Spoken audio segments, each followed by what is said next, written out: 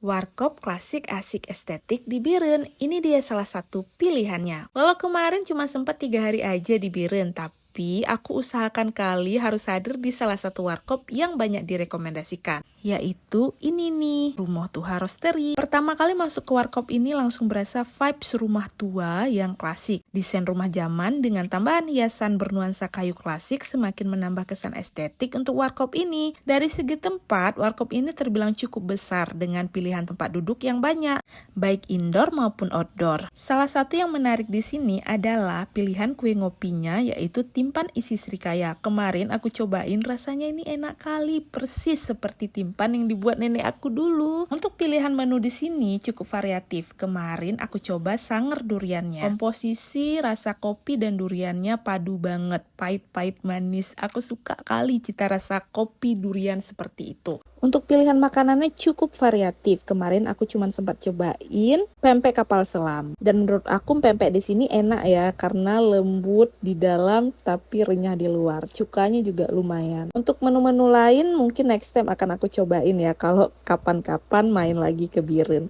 Dilihat dari ramainya pengunjung dan silih bergantinya orang yang nongkrong di sini, sepertinya Rumah Tuha Roastery ini cukup terkenal dan digemari di Biren. Kalau kamu udah pernah belum nongkrong di sini? Gimana kesannya? Spill di kolom komentar ya.